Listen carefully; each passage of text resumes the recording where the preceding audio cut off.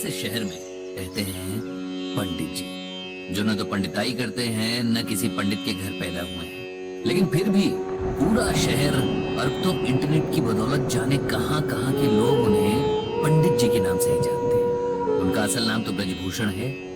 एक सरकारी ऑफिस में जिंदगी भर काम करने के बदले ठीक ठाक पेंशन लेकर रिटायर हुए। घर में सिंपल सी वाइफ है, 2 बेटे हैं जो बड़े शहरों में अच्छे जॉब्स पर हैं।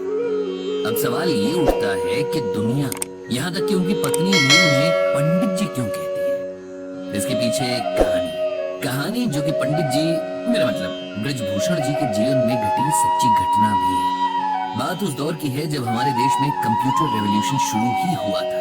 तमाम बड़े सरकारी ऑफिसेज में कंप्यूटर लगाए जा रहे थे और एम्प्लॉइज को उन्हें चलाना सिखाने के लिए ट्रेनिंग दी जा रही थी। ब्रजभूषण जी हमेशा से पढ़ने और नई चीजें सीखने के बड़े शौकीन थे। उन्होंने न सिर्फ लिटरेचर बल्कि रिलीजियस किताबें भी बड़े इंटरेस्ट से पढ़ी थी। बल्कि उनकी पत्नी के शब्दों में कहें तो रामायण और गीता तो वो घोट कर पी गए थे। अक्सर घर और ऑफिस की महफिलों में बहुत सुंदर शब्दों में रामचरितमानस की चौपाइयां और गीता के श्लोकों की बड़ी सिंपल और इजी एक्सप्लेनेशन देते थे। अब जब कंप्यूटर सीखने की बारी आई तो उन्होंने इसमें भी बड़े इंटरेस्ट के साथ पार्टिसिपेट किया, जबकि उनके साथ के बाकी लोग जाने क्यों बड़े बेमन से कतराते हुए ट्रेनिंग में हिस्सा ले रहे थे।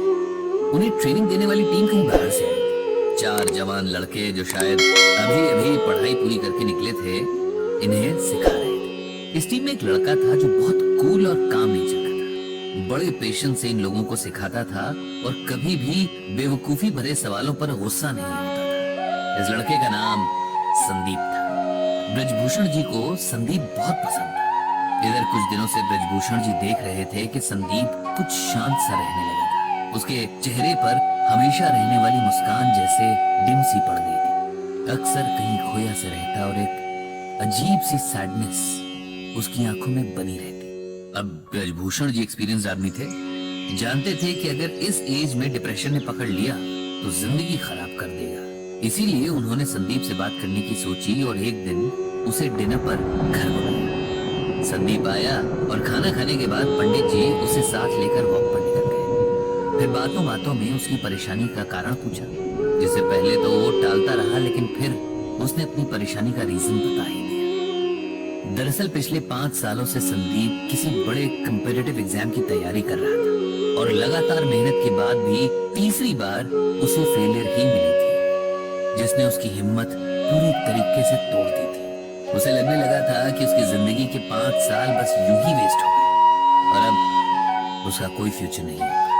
इतनी मेहनत के बाद मिले फेलियर ने उसे चौथे और आखिरी मौके के लिए भी मायूस कर दिया था। वो अब आगे एग्जाम्स की तैयारी नहीं करना चाह रहा था और कहीं न कहीं अपनी फेलियर के लिए खुद को ही गिल्टी मान रहा था, यानी दोषी ठहरा रहा था कि शायद उसकी मेहनत में ही कहीं कमी रह गई। ये सब सुनकर ब्रजभूषण जी ने तुरंत संदीप को श्रीमद् भागवत गीता का ये श्लोक सुनाया। कर्मण्येवाधिकारस्ते मा फलेषु कदाचन मा कर्म फल हेतुर्भुर्मा ते संगोस्त्व कर्मणि। जानते हो संदीप, इसका मतलब क्या है, मीनिंग क्या है?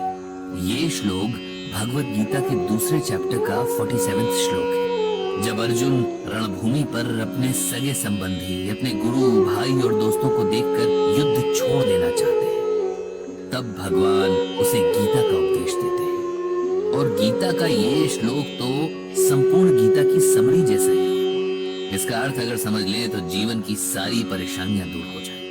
संदीप ने पूछा कि आखिर क्या है इस श्लोक का अर्थ और इसमें ऐसा क्या है जो आप इसे हर परेशानी का सलूशन बता रहे हैं। ब्रजभूषण बोले, इसका अर्थ है कि हे अर्जुन, तेरा अधिकार कर्म करने में है, उसके फल में नहीं।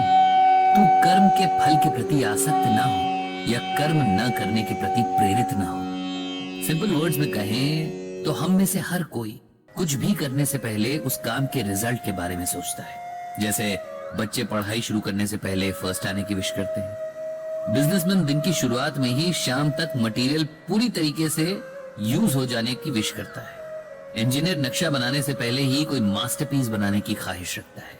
हाउसवाइफ सब्जी काटने से पहले ही सोचती है कि आज का खाना खाकर तो उसका परिवार उसकी तारीफ करेगा।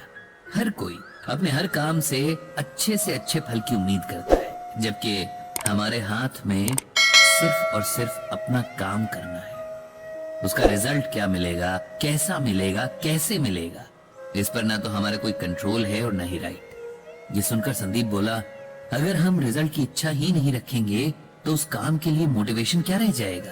ऐसे तो हम कोई भी काम बस टाइम पास के लिए ही करेंगे, नहीं? ब्रजभूषण जी बोले, नहीं, इसका ये मतलब नहीं कि हम अपने काम में इंटरेस्ट ना लें या अपने एफर्ट्स में कमी करें।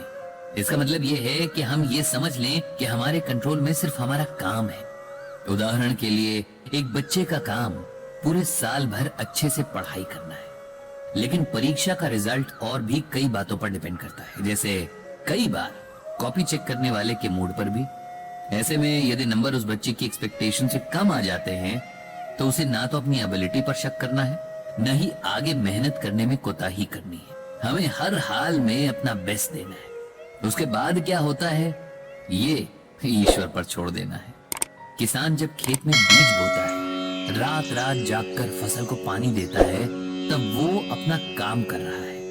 लेकिन अगर सूखा पड़ जाए या उसकी फसल को कोई बीमारी लग जाए, तब किसान को अपने आप को इसकी वजह नहीं समझना चाहिए, क्योंकि ये बात उसके कंट्रोल में नहीं थी। जीवन में बहुत कुछ ऐसा है जिस पर हमारा कोई वश नहीं है, लेकिन खुद पर और अपने कर्म पर हमारा पूरा वश है। इसीलिए उसमें कमी नहीं रहनी चाहिए। जब हम इस बात को समझ लेंगे तो जीवन की छोटी बड़ी बातों में हौसला नहीं हारेंगे, खुद पर विश्वास रखेंगे और हमेशा अपना सर्वश्रेष्ठ देने के लिए तैयार रहेंगे। ब्रजभूषण जी की बातों ने संदीप पर जादू जैसा असर किया। उसने मन ही मन एक बार फिर पूरा जोर लगाकर परीक्षा की तैयारी करने का फैसला कर लिया था। कुछ दिन बाद जब ब्रजभूषण जी के ऑफिस में कंप्यूटर ट्रेनिंग पूरी हुई और सिखाने वाली टीम को विदा किया जा रहा था, तब संदीप ने सबको इकट्ठा किया और कहा, हम सबको हमेशा कुछ न कुछ सीखने के लिए तैयार रहना चाहिए। टीचर कहीं भी किसी भी रूप में मिल सकते हैं और हो सकता है कोई ऐसा टीचर मिल जाए जो लाइफ के लिए आपका एटीट्यूड ही बदल दे। मुझे भी यहाँ एक गुरु मिले जिन्हें जीवन का बहुत एक्सपीरियंस है और इस अनुभव को बांटना भी आता है। ये गुरु हैं ब्रजभूषण जी, जिन्हें मैं आज से पंडित जी कहकर पुकारूंगा, क्योंकि पंडित का अर्थ होता है ज्ञानी, ज्ञान देने वाला। साथ ही गुरु दक्षिणा में मैंने उनके लिए एक ब्लॉग तैयार किया है जिसका नाम रखा है गीता ज्ञान। इस ब्लॉग से पंडित जी गीता के जरिए लोगों को उनकी परेशानियों में राह दिखा सकते हैं, उन्हें उम्मीद देकर नए ढंग से जीना सिखा सकते हैं। इस तरह उस दिन से ब्रजभूषण जी का नाम पंडित जी